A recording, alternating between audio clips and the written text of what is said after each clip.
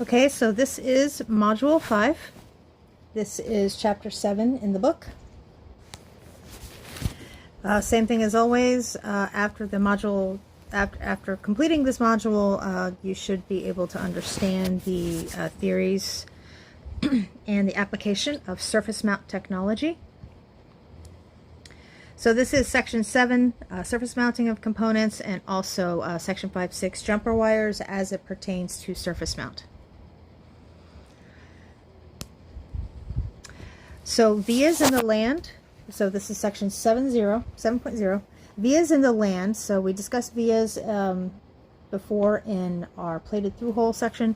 Vias in the land may prevent meeting fillet height criteria. Solder acceptance criteria should be established between manufacturer and user. Solder fillet may extend through the top bend of the lead, of the component lead, and solder should not extend under the body of surface mount components whose leads are made of alloy 432 or similar metals. That is typically something that as technicians you wouldn't necessarily know, but your engineering should. So your engineering should be able to tell you if it's something that solder could go under the body or not. When it talks about we mentioned plastic components, and this may be something you'll see on a test as well. In the following criteria, the word plastic is used in the generic sense to differentiate between plastic components and those made of other materials. Ceramic components, metal, any kind of like metal that is hermetically sealed. Unless otherwise specified, solder shall not, and that is a defect for all three classes, shall not touch a package body or end seal. There are exceptions. Exceptions are when a copper lead or termination causes a solder fillet to contact a plastic component body. One of the most commons is the plastic SOIC family. It's a SOT or a SOD, small outline packages. Space from the top of the lead to the bottom is 0.15 millimeters, which is 0.006 inches or less. So that's very, very small. Connectors, as long as the solder does not go into a cavity. Wrapped terminals, we talked about that a little bit more in section 7.5. Leadless components where the designed land extends past the component termination area, or when established by between manufacturer and user. There may be a question on a test about the plastic SOTs or SODs. So when you are dealing with a plastic SOT or SOD component or SOIC family component, solder is allowed to touch the package body. So lead forming. Leads shall be formed in such a manner that the lead to body seal is not damaged or degraded, and that is a defect for all three classes if that criteria is not met. Leads shall be formed with the lead length in accordance with Table 7.1, which I believe is on the next slide. And leads shall be formed to their final configuration prior to soldering. So what this is showing us right here, this is one lead width for flat leads, 2 lead widths for coined leads, 2 lead diameters for round leads. You'll notice what I say when I say coined leads. That's this one right here.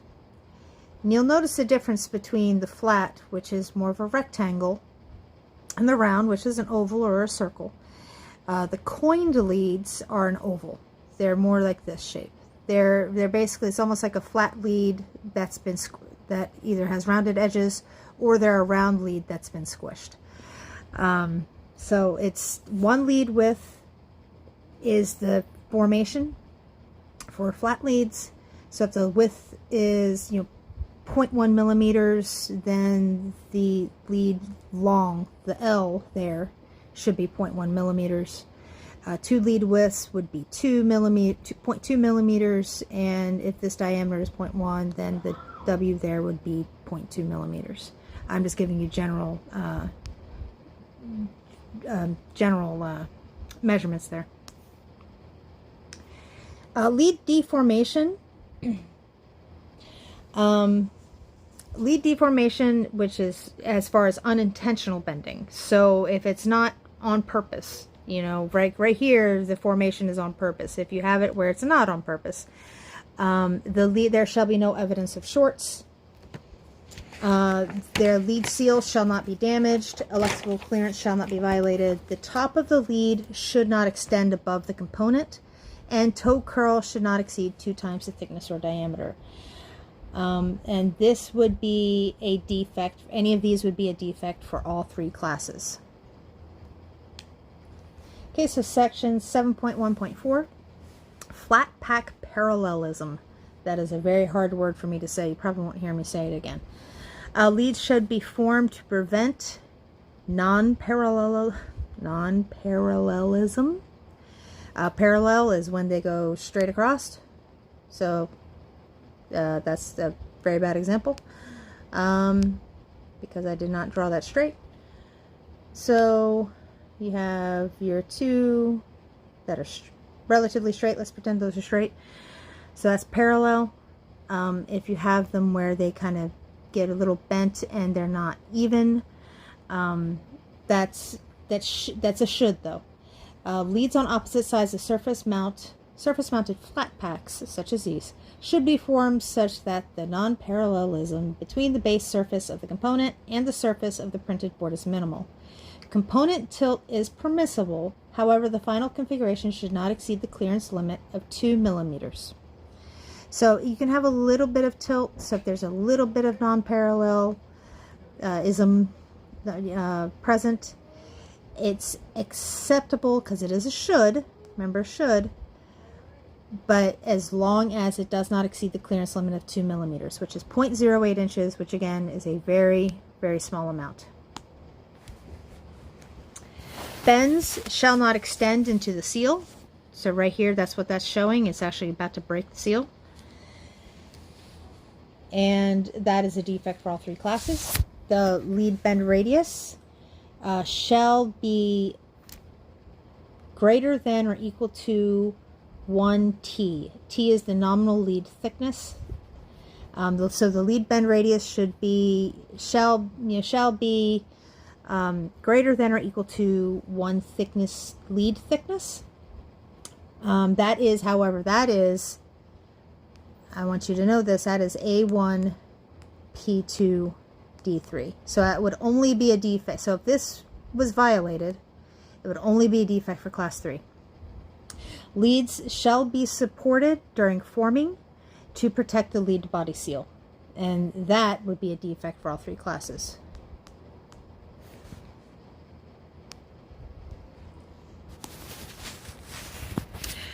Flattened leads. Sometimes in some designs, leads are flattened.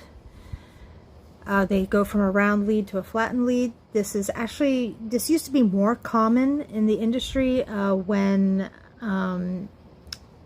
designs were going from plated through hole to surface mount. They would have the plated through hole components that needed to be modified for surface mount. So they could flatten those component leads. And that's how you get the flattened leads, which are also called the coined leads. That's not really so common anymore. You know, surface mount has been around long enough where you know, those components are obviously more readily available. But however, so if this does happen though, or if this is something that is in the design, round axial leads may be flattened. I just noticed this is missing a word. Let me see. Let's see. I'm sorry. I'm just looking in the book real quick to see what that word is supposed to be. I'm sure it's supposed to be components. May be flattened for positive seating. So you see that it has more surface area and is going to be easier to solder as well. Flattened thickness shall not be less than 40% of the original diameter. Typically, there is a 10% deformation requirement. You don't want to have, that's in 4.7.2 elsewhere in the book.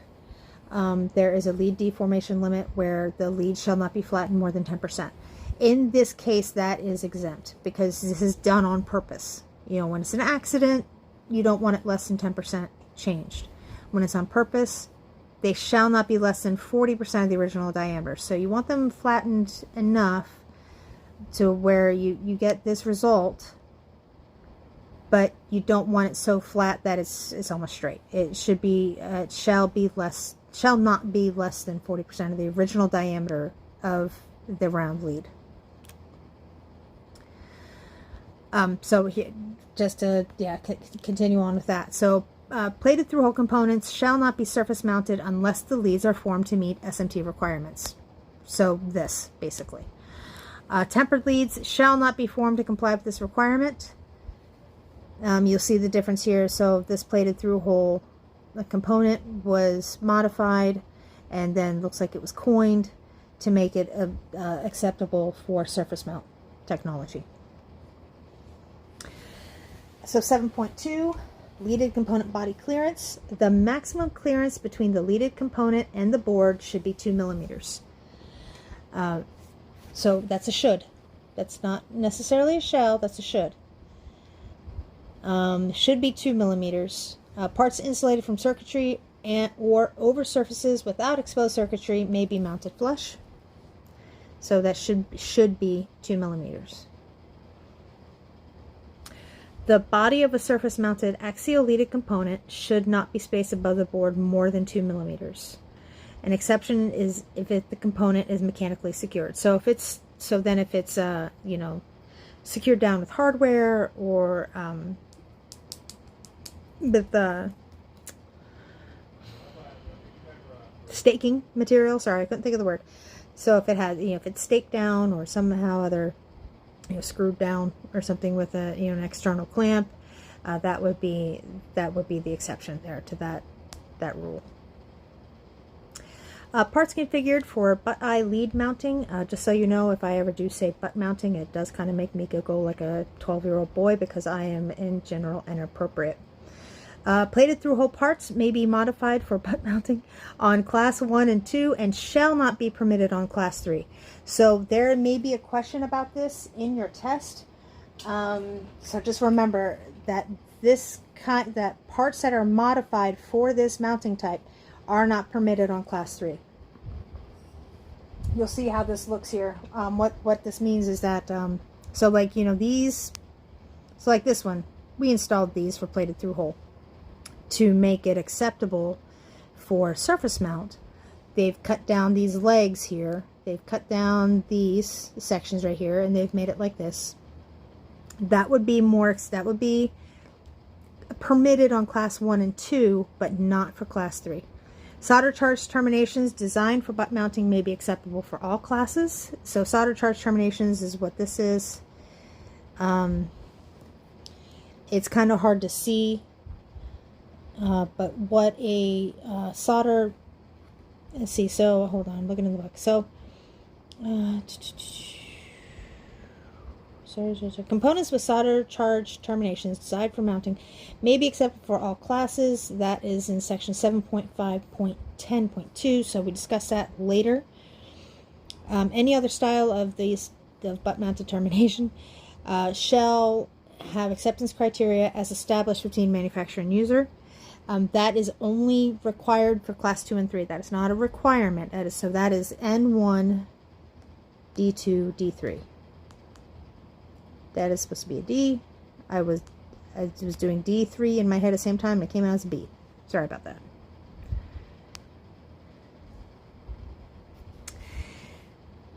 SMT leads or components shall not be pressed down during soldering. This is important. This is actually something that you really need to know if you're going to be doing surface mount soldering.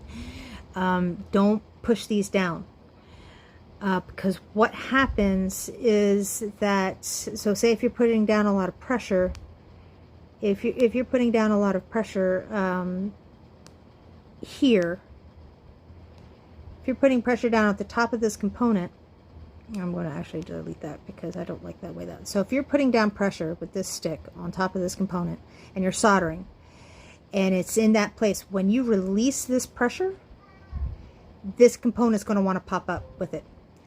And that may break your solder. So you shall not be pressed down your components, and that would be a defect for all 3 classes. That is D1, 2, 3. That is a defect for all 3 classes. What I recommend to students, and this is why you have 2 sets of tweezers in your toolbox, is use tweezers to hold them in place. Don't push down, but just hold them in place. Also, another reason you don't want to push it down is that any kind of instrument that you may be pushing it down with, tweezers or a pig sticker, or what's not really going to happen with a wooden stick, but you can damage your component. You may be able to poke through or something if it's a plastic component, or crack the ceramic or what have you. Securing tabs or holding apart from the sides is not the same as pressing down. So again, you can use tweezers to hold it down, to hold it in place. That's not the same as pressing down. Resistance reflow systems shall not deflect the leads more than 2 lead thicknesses. Okay, so that is sections 7.0 to 7.4. Now we are on section 7.5 to 7.6, soldering requirements. SMT connections shall exhibit conditions that meet the general descriptions of section 4.15, which is solder connection, and shall not exhibit any of the defect conditions of 4.15.2, which is solder connection anomalies. They shall meet the criteria of table 7.2, which I believe is the next slide. It is not. It lied to me. 7.2, I know, is in a slide in here. 7.2 is the surface mount components soldering requirements, and it breaks down all of the tables per component type. So there's a table for bottom only chip component terminations. There's a table for J-lead terminations. There's tables for tall profile components, flattened post terminations, and it has the section, the chapter that is relevant to those. So for bottom only chip component terminations, that's 7.5.3. It is very helpful if you have, in fact, I'm going to go ahead and just tell you that you need to have your PDF open for this test. You need it because most of the questions from your test are going to come from these tables. So have your PDF open, print it out if you need to, if that's going to be helpful for you. I have older books that would be still accurate, but there are a couple of tables missing between Rev G to H. So there may be a couple that you might not know if you do need an actual hard copy of the book. So I highly suggest printing out these tables, or at least having the PDF open. You bring your phone, bring your iPad or what have you into class if you need to, or if you're taking the test from home, you can have that open because you are going to need these tables to reference for this test. So anyway, so soldering requirements. 7.5.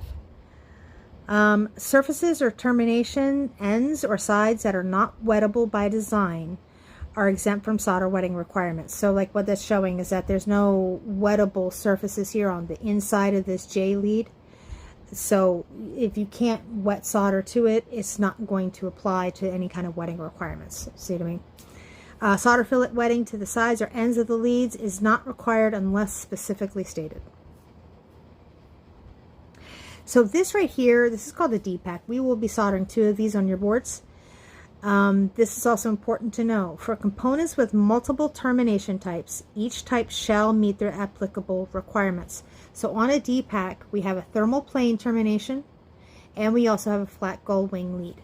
These have different requirements, but so the requirements that apply to flat gull wing leads apply to these leads. The requirements that apply to thermal plane terminations apply to that thermal plane.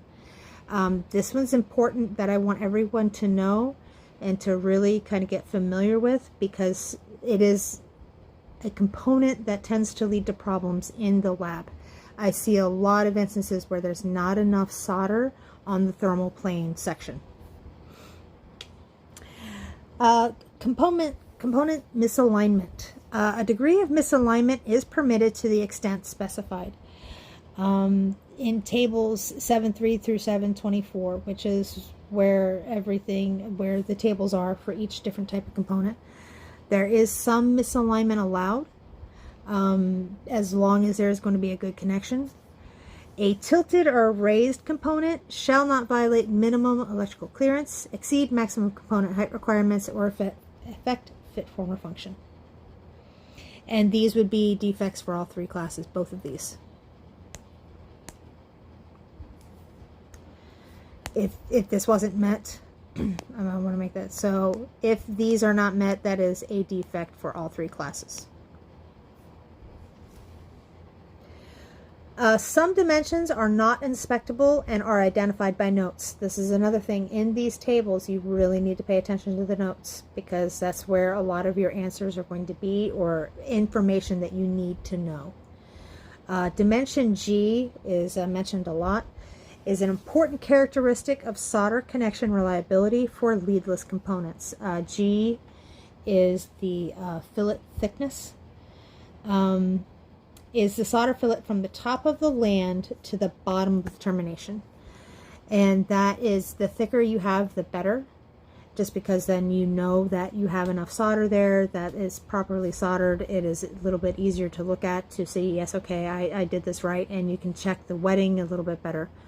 And also there is more of a stable connection. So, so this is, we're not going to go over every table in this because that would take a very long time, but that we do go over a few. So your first table is 7.5.3, and that is bottom only chip component terminations, where the only solderable surface on a chip is on the bottom of it. So what I want everyone to understand when reading these tables is this, it's like this dimension A, maximum side overhang. On every table, dimension A is going to be maximum side overhang. On every table, G is going to be solder thickness. On every table, S is going to be land length. You may not have that on every table, but if you see dimension A, that is going to be maximum side overhang. Doesn't matter which table that you're on. Okay, so this is your feature. So maximum side overhang, end overhang, minimum end joint width, minimum side joint length. So minimum end joint width for class 3. So this is the example we want to go through. So if we need to find what is the minimum end joint width for class 3, then you just make that connection, and that's 75% W, which is, if you look in this table, termination width, or 75% P, which is land width. So there's your W or your land width, whichever is less. And then you want to go to note 4. Note 4 says C is inspected at the narrowest point of the fillet height. C is the minimum end joint width. So what this is saying is that the minimum end joint width on a class 3 component needs to be 75% of the termination width or 75% of the land width, whichever is less, and it is inspected at the narrowest point of the required fillet. That's what that's saying. So table 7.3, we're still at the bottom only chip component terminations. Maximum side overhang. So it says set 25% for class 3, 25% W or 25% P, whichever is less. Notes 1 and 5. Note 1 says does not violate clearance, and note 5 is as a function of component design, the termination may not extend onto the component edge, and the component body may overhang the PCB land area. So it may not extend to the component edge, and the component body may overhang the PCB area. That's what that's saying to you. I do want you to know that after you do this test, you'll probably never need to know this again in your life. End overhang, not permitted. On most of these components, end overhang, which is always going to be dimension B, is not permitted. There's only, I think, like 1 or 2 exceptions. We'll discuss those later, but end overhang is typically not going to be permitted, because if it is too long for this end, because if it goes over this end too long, it means it's going to be too short here. And you want to avoid that. So, because then you wouldn't get a good, you might not get a good solder connection on the other end. So end overhang is very rarely permitted on any class. Minimum end joint width, which is dimension C, will always be dimension C. For class 3, again, 75% W, 75% P. So this is shows you what that means. So 75% of the component width, or 75% of the land width, whichever is less. They're saying whichever is less because sometimes your land may actually be smaller than your component.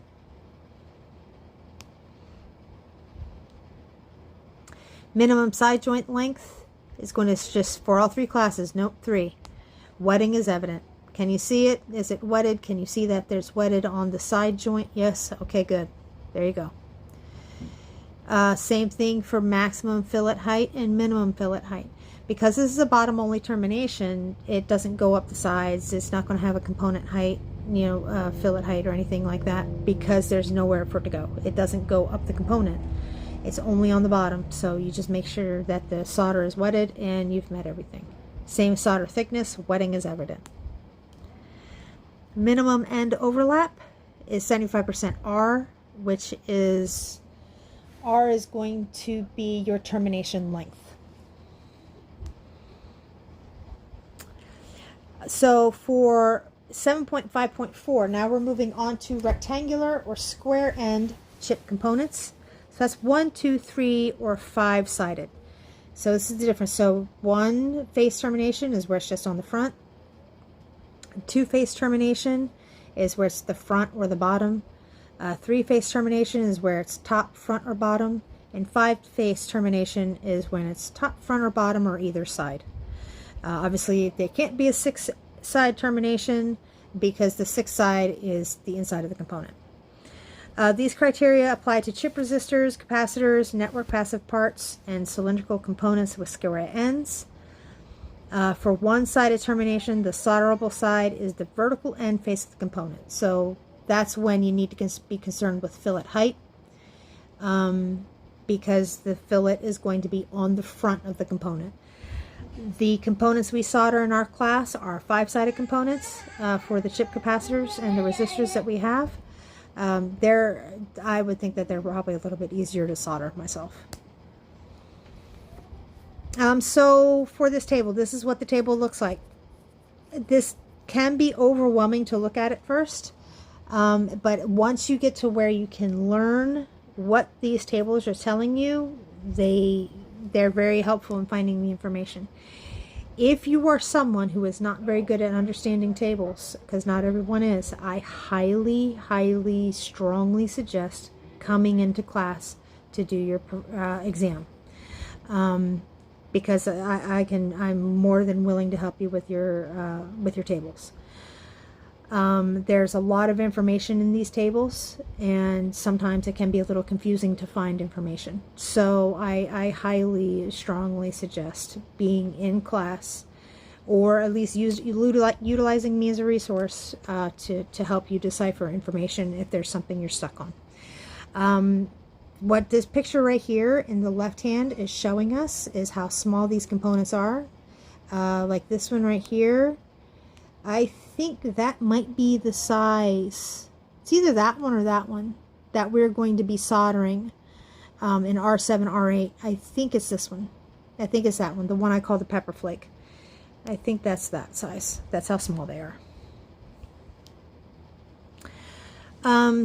So going on with this, maximum side overhang. So maximum side overhang on this kind of component is dimension A. It's 25% width or land width, whichever is less. Note 1 does not violate minimum electrical clearance. So it can be some overhang, side overhang, as long as it's less than 25% the width of the component, or land, whichever is smaller. So I believe, yeah, we're going to go ahead and call all of these defects. I believe these are all defects.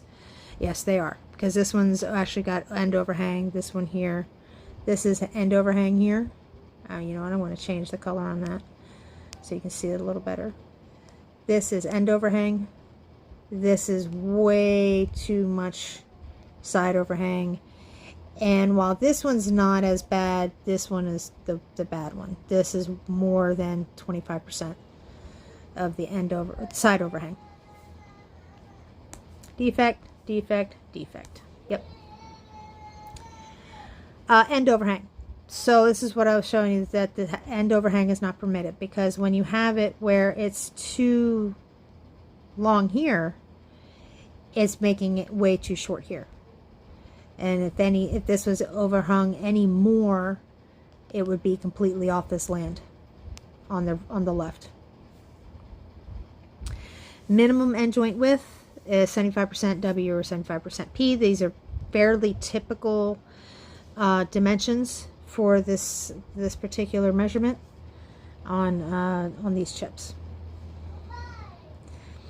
So are these acceptable or defect? I'm going to go ahead and call this one acceptable because that is greater than 75%. Oh wait, hold on. So what is that? Let me see.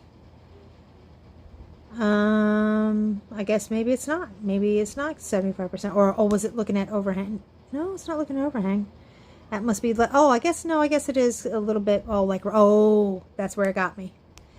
Because narrowest point of the fillet, right? I'm looking at this. I'm like, oh yeah, that's more than 75%. But that's not what it is. This is the narrowest point. Since it's measured by the narrowest point, which is right here, that's more like 50%.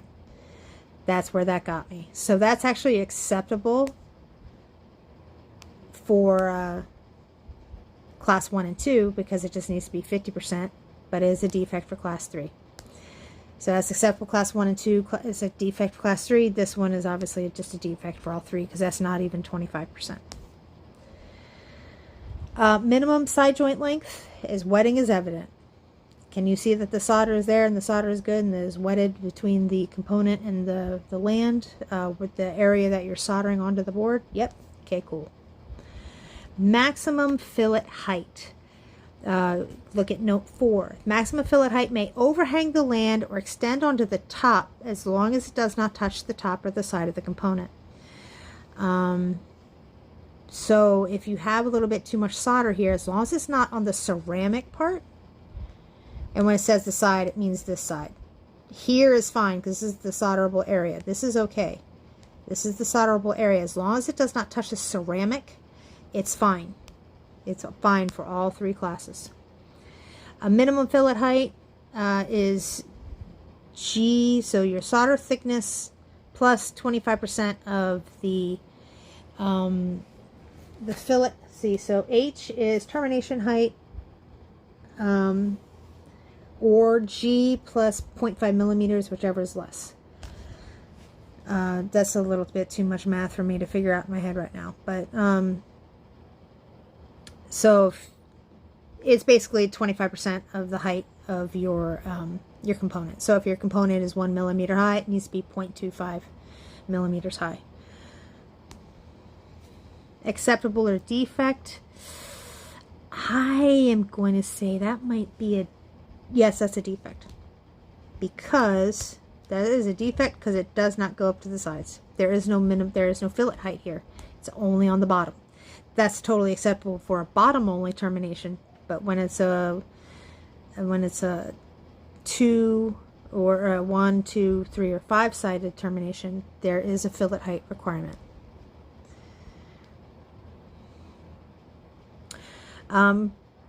So dimension G is solder thickness. Again, wetting is evident. Minimum end overlap, it needs to be 25% R, which is, if you look in your table, R is termination length. Acceptable or defect, these are both defects. This one's not even soldered on there, and this one's not even on the land. So those are both defects. Okay, so 7.5.4. This is for the same kind of terminations, but this is in reference to billboarding. billboarding only. So it's in the same table, but it's a little bit different. This is when a component is mounted basically on its side. It's to conserve space. Width to height ratio, as long as it does not exceed 2 to 1. End cap and land wetting, 100% wetting land to end of metallization contact areas. Maximum side overhang and end overhang are not permitted. Minimum end overlap should be 100%. And maximum component size, I want everyone to remember this. Maximum component size for class 3 is 1206. Component size may be larger than 1206 if the component is less than a 1.25 to 1 width to height ratio and has 5 termination faces. There are no limits for class 1 and 2. I've seen a question pertaining to this on a lot of tests, so that's something I want you to remember. Acceptable or defect. I think this one may be too high. I think, let's see. Yeah, that one's too high, the one on the left. Okay, and this one is acceptable for class 1 and 2 as a defect for class 3. Why is that one? Okay, it says 1206, so that maximum, that was too big, basically. The width to height ratio is greater than 2:1 here. It's wider, more than twice as wide as it is high. So that would be a defect. No, it's very, very skinny. And then with this one, it's too big. Table 74A, which is center termination when present. So this is one of the differences. I don't think that this is a table that's in the older book. So if you are in class and for some reason you don't have your PDF, like I could give you a book, like an older book, but it may not. I don't think it has this section here. I don't think this is in the old version. So same thing. Just, you know, pay attention to, so termination width is C, so center width, termination height, center height, under dimensions. So that would be, you know, CW, CH, and those apply right here. You know, or land width is CP. That's the difference. The width of the side terminations are minimum 50%. So this is still on center termination. Center termination, so it's like right here, where instead of being on the side, it's actually soldered in the center. Or in the center as well as on the side. Width of the side terminations is minimum 50% of the component termination, or 50% land width, or minimum 75% of the component termination, or 75% is for class 3. Class 1 and 2 is 50%. So this is what that's showing. This is a center termination. I've never done one of these personally. Wetting is evident on the vertical surfaces of the component side termination. Wetting is evident, and non-wetting. So this is a good slide, though. This is a slide that I'd like everyone to see, because it does show the difference what wetting is versus what it is not. So I want you to see this difference. You see that there is the very definitive line here of where there is no solder going in between this ball of solder here on this land to this component. There's no solder here. There's no solder there at all. So that is what non-wetting looks like. We're just going to go through these just real quick. What is the maximum fillet height for class 2 cylindrical end cap termination? If you want, you can pause the video so you can look this up in your PDF. I'm not going to pause the video in the recording. I'll give you a count to 3. Okay. Maximum fillet height for class 2, you look at note 5. Maximum fillet may overhang the land or extend onto the top metallization, but does not touch the top of the component body. Note 5. E. Yep. What is the minimum fillet height for Class 2 castellated termination? And this is where we would need, what I'm going to do during the test is I'm going to have up on the board, I'm going to have table 7.2, or 7-2 rather, because that is your table of contents basically for what tables apply. So for castellated terminations are in section 7.5.6, which is table, I believe, 7.6. 7.6? Yes. 7.5.6 is table 7.6. So go ahead, take a couple seconds to find that. And I'm going to count to 3. You can pause the video. I'm counting to 3 in my head, by the way. So go ahead and pause the video if you're interested in finding the answers for yourself. Okay. Table 7.6. Minimum fillet height is F, as always F for minimum fillet height. And that is your G, which is your solder thickness, your fillet, and 50% height of the component. I'm sorry, I was looking at Class 3. Sorry, I default to Class 3. Class 2 is 25%. What is the maximum toe overhang for Class 2 flat lug lead? Flat lug lead is going to be 7.511. Now, I think this may be the exception to the maximum end overhang. Maybe. This may be the one that's... Yes, there is a minor exception here. So go ahead, take a couple seconds, go find that. That is table 7.12.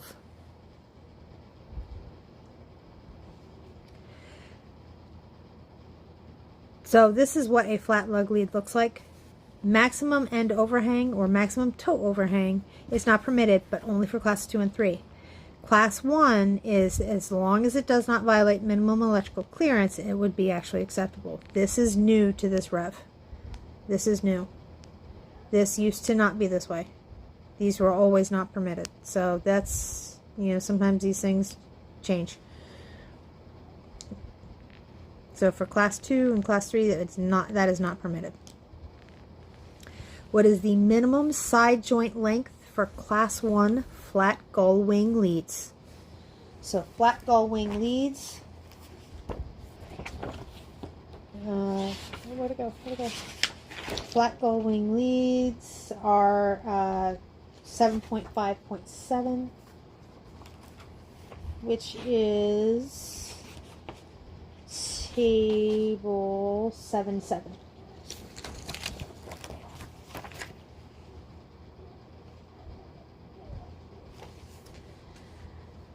Minimum side joint length, which is dimension D. Now, this is one of the trickier ones because it depends on if L is less than or greater than or equal to the component width or the lead width. So this is where this gets a little trickier. So, but for Class 1, so if you were looking at that answer for Class 2 or Class 3, you'd have to maybe say which one you need to look at. But for Class 1, it's the same for both, which is 1 lead width or 0.5 millimeters, whichever is less. And note 7, which says the side overhang is present, then the side joint length on the overhanging portion is not inspectable. So if there is side joint length overhang or side overhang is present, then whatever's hanging over is, you don't look at that. That's all that's saying. What is the end overhang for a Class 3 castellation termination?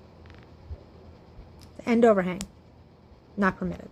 End overhang is, like I said, very, very rarely permitted. I wasn't even going to let you look that up. It's in general, it's not permitted. What is the minimum side joint length for a Class 3 castellated termination? Minimum side joint length for Class 3 is your depth of your castellation, dimension D.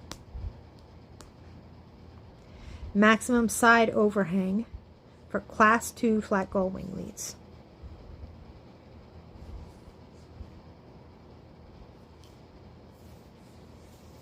for class 2 is 50% of the width or 0.5 millimeters, and as long as it does not violate minimum electrical clearance. This is, so since we are per class 3, this is what I will be looking for in your inspection when we are doing gull wing leads. Can't be more than 25% of your lead width over. Of course, in the flat gull wing leads that we will be soldering in this class, if you go over more than 25%, you are almost on the other land, which is going to be causing clearance issues anyway. What is the maximum toe overhang? Don't even need to go into that. Maximum toe overhang. Actually, you know what? I do need to go over that because it's a J lead. I just saw maximum toe overhang and I went, so this is one of the exceptions for J lead. It's different because the maximum toe overhang is not on the outside, it's on the inside. As long as it does not violate minimum electrical clearance. But however, what you're going to want to look at is to make sure that it is still, so say if this was the rest of your component, you have J leads on the other side, you want to make sure that they are also on the land. Because what happens is that if this is too far in, this is going to be too far off. And it may look more like,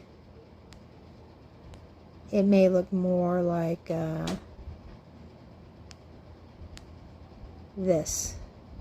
If this is too far over, if this one's too far over, this one's going to be too far off. And it may not have that proper solder that you need, that proper land width, fillet. So I think is the word I'm looking for. Connection is obviously what is really the word I'm looking for. What is the minimum heel fillet height for a class 2 round lead? That is in table 7.8. So that is a round or flattened coined lead, gull wing lead. So so we're still talking about gull wing leads here. Minimum heel fillet height for class 2 is G plus 50% of T, which is lead thickness. And whatever note 5 says. What is the minimum heel fillet height for class?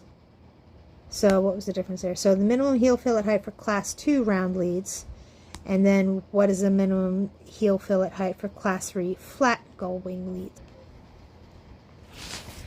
Is G plus 50% of your lead thickness.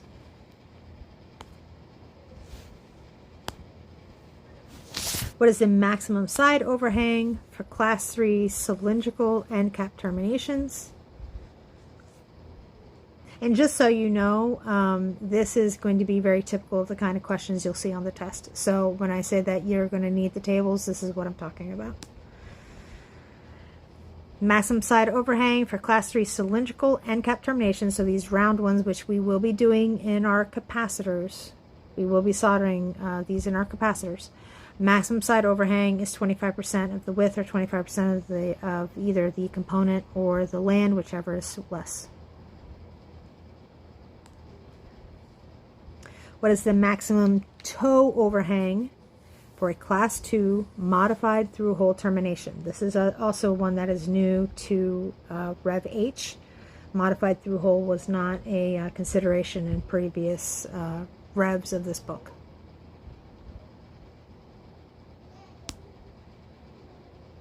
But it is maximum toe overhang, so not permitted. What is the minimum side joint height for a class 3 flattened lead? Minimum side joint height.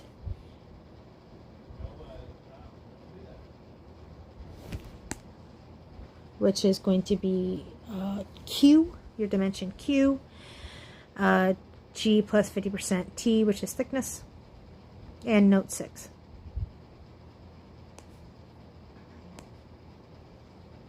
What is the solder thickness for class 2 tall profile component with a bottom only termination? That is going to be wetting is evident. Bottom only terminations. This is also called like tombstoning. When it's bottom only, your solder thickness is wetting is evident, and the thicker the better. What is the minimum side joint length for a class 3 J lead?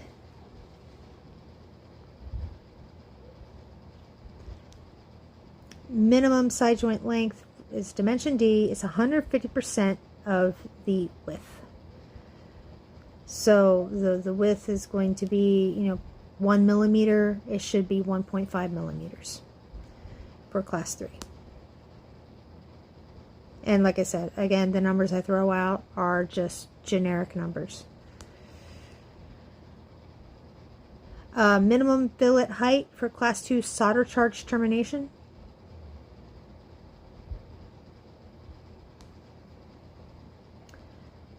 So that's where there's like solder kind of like in there. Minimum fillet height is that it completely fills the bottom hole on the termination. You may see something like this on your test as well. I've seen a couple of questions about these on the test as well. As it completely fills the bottom hole of the termination. That's how high the fillet needs to be. It needs to completely fill that hole.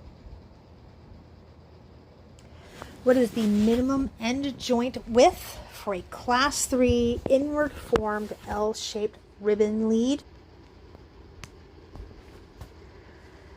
75% W, so your width, or 75% of your land width of either your component lead or your land, whichever is less. And then note 6, which is C, is inspected the narrowest point of the required fillet.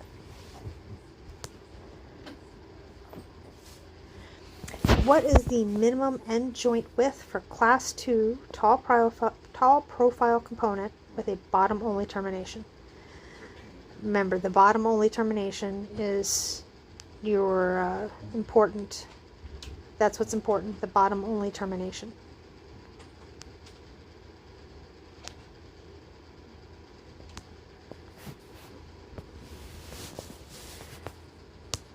Okay, that is so for class 2.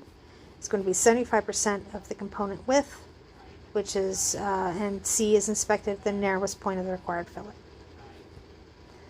What is the minimum end overlap for a class 3 cylindrical end cap termination?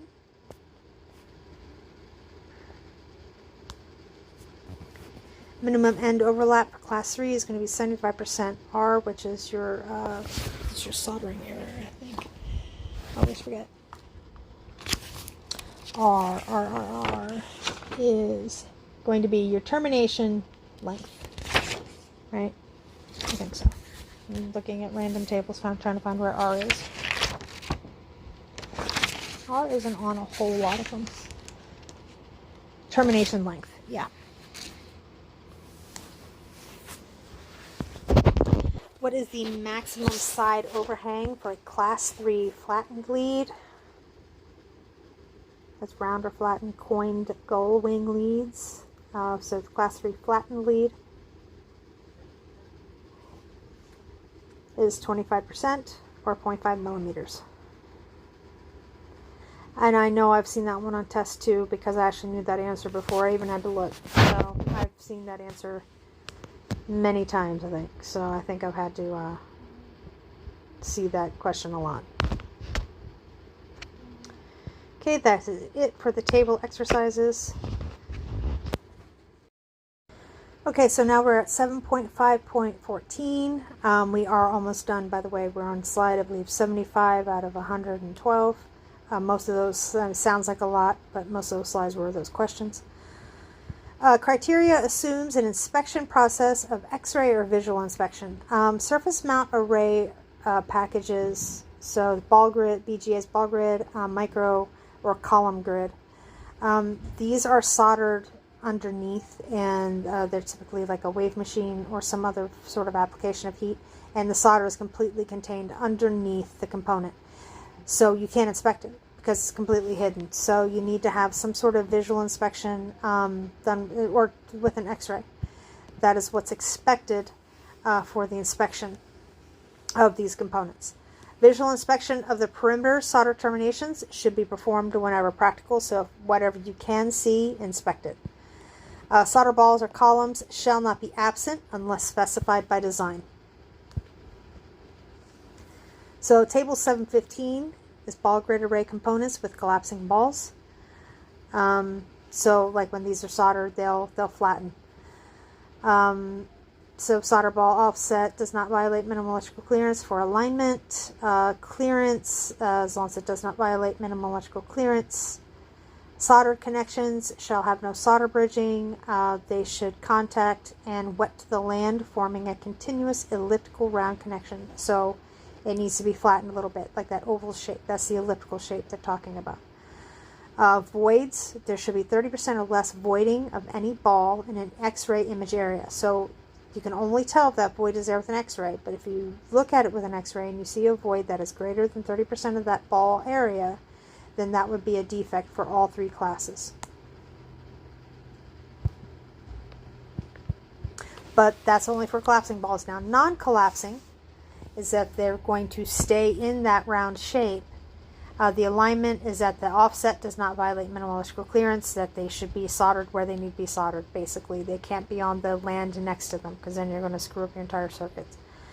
Solder connections meet the criteria of 415, and also as solder is wetted to the balls and the land terminations.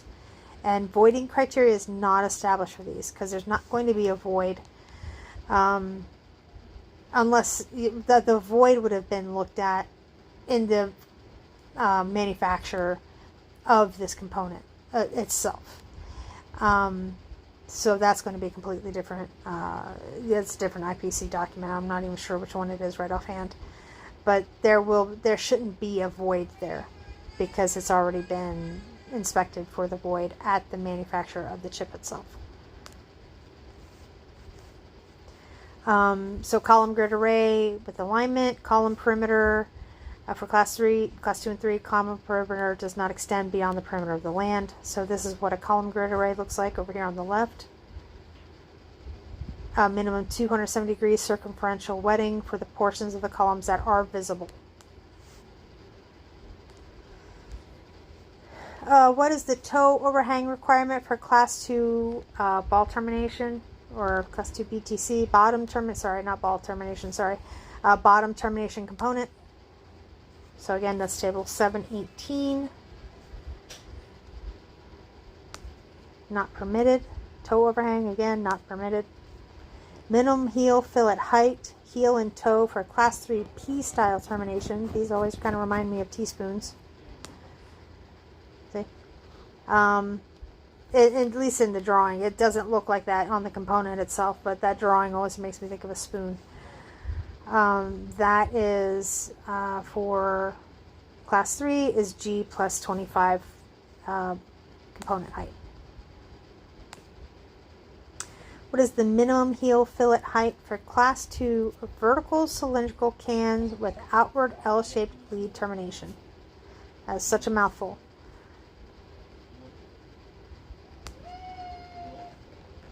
This is also one that's new to this rev, by the way. Breaking this down, the vertical cylindrical cans with outward L-shaped lead terminations. This one's new. Minimum heel fillet height for class 2 is going to be G plus 50%. You'll notice that for class 3, it's not 50% of the lead thickness. It is G plus the lead thickness. What is the minimum end joint width for a class 2 wrapped terminal? It's another one that is new to this revision. Minimum end joint width for class 2 and 3 is 150% R, which is termination length. Minimum side joint length for class 3 bottom termination component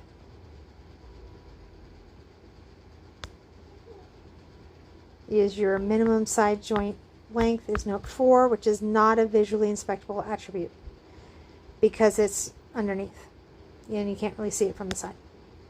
Can't visually inspect that. What is the maximum termination overhang for a class 2 round solder land for a flattened post connection?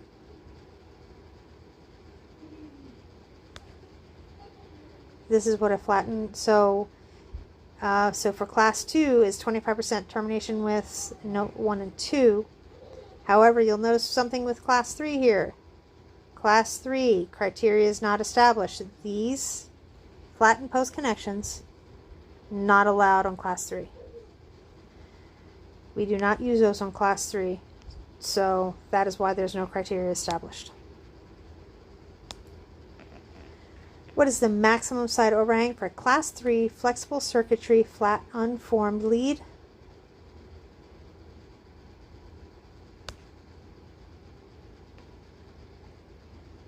It is 25% W. And note 1. Okay, this is what we will be soldering. You will be soldering 2 D-packs on your board. The thermal plane end joint width for class 3 D-pack.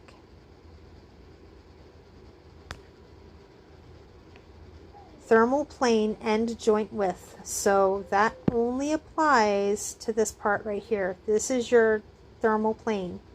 These are your flat leads or your gull wing leads. This is gull wing. So the gull wing application requirements apply to this. This is your thermal. So this is what I was talking about earlier when it's like, okay, you'll need 2 sets of requirements for this one component. So thermal plane end joint width is 100% wetting to the land and end joint contact. This is another one where this is very recent too. This is with this revision where there is actually end overlap permitted here. End overlap is okay, or it's permitted. Hold on a second. I'm trying to, let me find that real quick. I just want to make sure that I get the table, that I get what I'm telling you right. Because, like I said, that is new to me. I actually got that question wrong when I did my my test, my CIT test, because I saw end joint. I'm like, oh yeah, that's not permitted, and I was actually incorrect. So it's 7516. So the feature thermal plane end overhang is permitted per note 4. End overhang is permitted provide all other soldering and positional requirements are met and minimum electrical clearances are not violated. That changed now because I asked my instructor, the master instructor, why did that change? Because that used to not be permitted. There are some designs where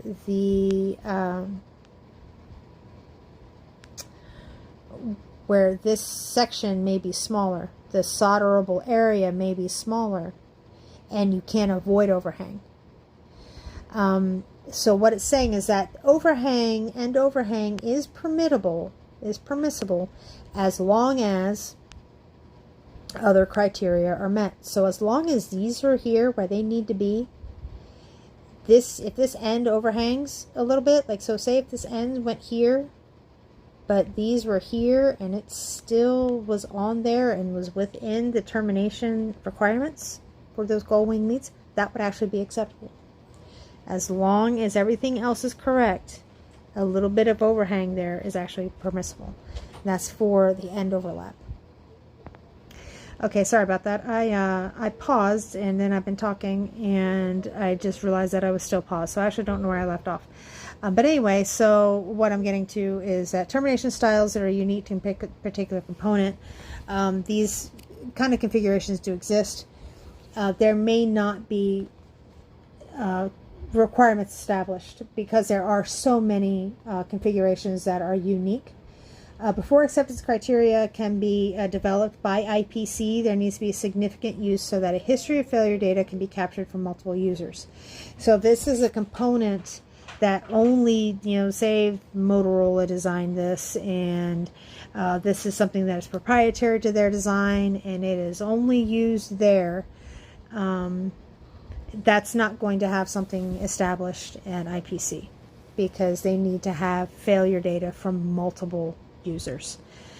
So in that case, that would be, engineering using the IPC where they could. So it may be two different sets of requirements. So like this would be a J lead. This may be the, J lead requirements. And this may be, plated through hole or something. So that's where it would be different there.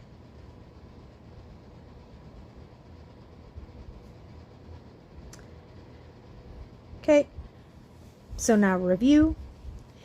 Maximum heel fillet height of the plastic SOIC component shown in this image is what?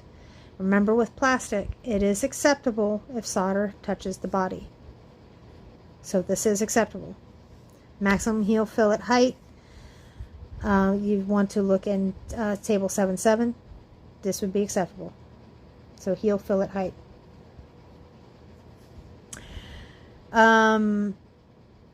I want to go ahead and say that this should be a no-brainer. This should be a no-brainer. For class 1, the chip component shown is what? That is going to be a defect. It's not even on the second side. It's not even soldered in there. The solder thickness, G, of the J lead termination shown in this image is what? Remember, G typically has one requirement, and that is that wetting is evident. Is wetting evident here? Yes. You can see that it's wetted. The solder flows. I'm going to use a different color. I'm going to use pink. The solder flows all the way up, and it's there. It's very easily seen. So yes, that is acceptable. A class 2 solder charge termination with 10% side overhang. If you look in under there, you will see that side overhang is not permitted. So that is a defect. Okay, section 5.6, jumper wires. Jumper wires shall be permitted only by engineering documentation or contract, as is typically the use, or is typically the requirement of jumper wire. When the criteria for jumper wires is not specified, the requirements of 5.6.1 through 5.6.6.4 shall apply. Insulation, if present, shall be in accordance with 5.4.1.1. So there does need to be insulation clearance. You cannot have the insulation embedded in the solder. Let's look that up real quick. So 5.4.1.1. Insulation clearance. Clearance between the end of the insulation and the solder of the connection shall not permit shorting or violation of minimum electrical clearance.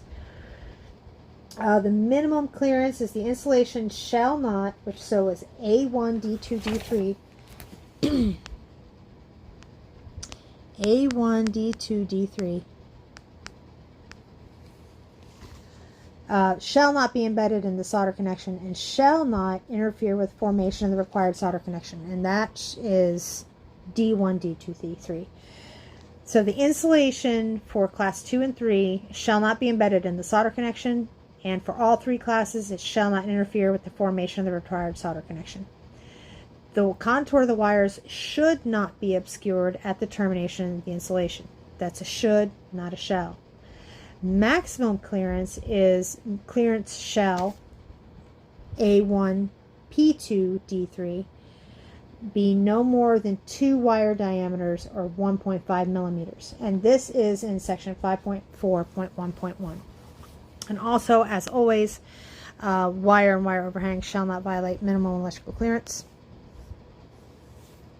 Wires shall not be routed over or under components. Wires shall not overhang the board edge. They shall not be loose enough to extend over the height of adjacent components.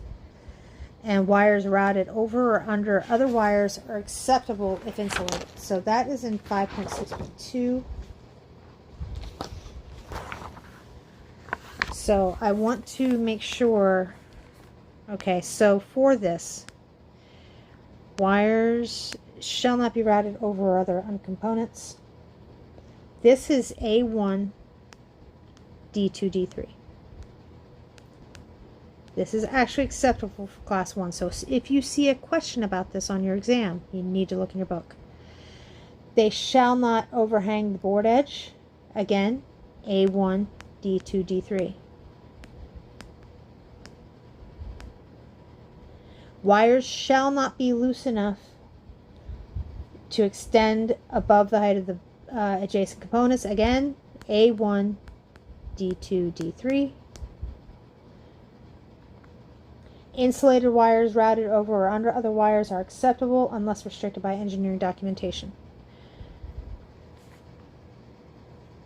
Okay, so for these, for 5.6.2, that is mostly A1, D2, D3. Wire staking, so 5.6.3. These are mostly defects, so they shall not touch moving parts.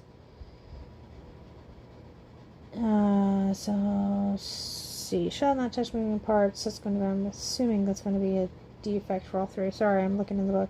Staking applied to wires shall not be allowed to touch any moving parts. That is a defect for all three classes, which makes sense. D1, 2, 3. Should be staked within the radius of each bend. Shall not overhang the board. That is A1, D2, D3. Shall be cured.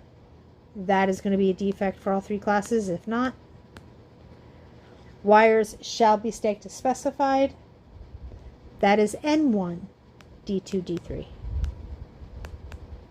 Okay, so there's actually no requirement for staking as specified for class 1.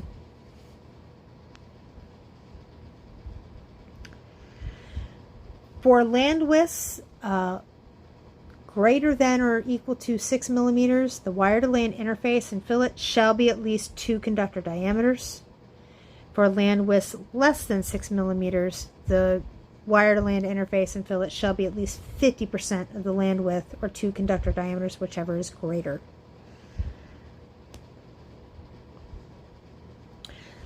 The wire to land interface and solder fillet shall not be less than 50% of the land width when soldering to a chip or cylindrical end cap component. The wire shall not be soldered on top of the chip component termination. It should just be on the front or the side. Shall not be on top. The gull wing, the wire length and solder wetting shall extend a minimum of 75% of the distance of the edge to the land to the knee of the component lead.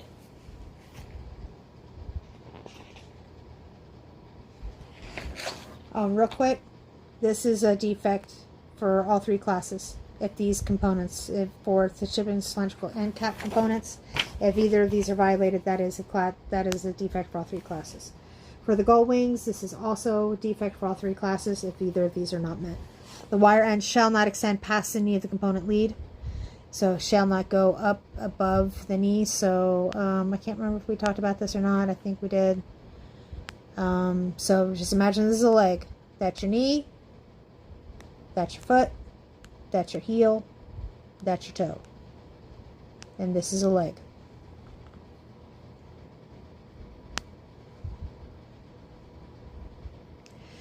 J lead, so this is Joe Theismann's leg. So again, knee, heel, toe, foot, and then the whole thing's the leg.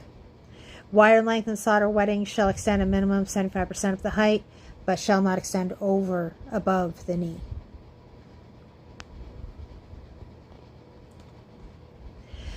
For castellation, conductor length, the same thing, greater than 75% of the top of the land, shall not extend past the top of the castellation, and conductor is placed against the back of the castellation.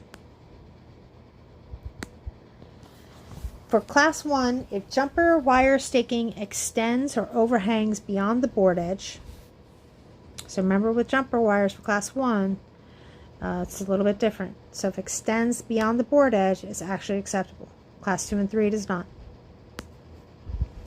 What is the minimum height of the wire length and solder wetting as percentage of J lead height? just went over that. That is 75%. 70% is good. Just it's typical for jumper wires. There we go. That is the end of Module 5. I'm sorry if I spoke really fast through this module. I was trying to keep it at about under an hour, and I think it's a little bit over an hour once everything's all said and done. But hopefully you guys will do okay. I want you to be able to refer back to this video if you need to. If you have any questions, please let me know. The test will be on our next class session. And like I said, if you are worried that you may have some issues with the tables, please come into class to actually do the test. It will be a lot easier to get through the trauma of those tables if you are in person. That's all I have for now. Again, just remember that you study the tables, look at the 8 tables. That is where most of your questions are going to be in your test. Okay, thanks guys.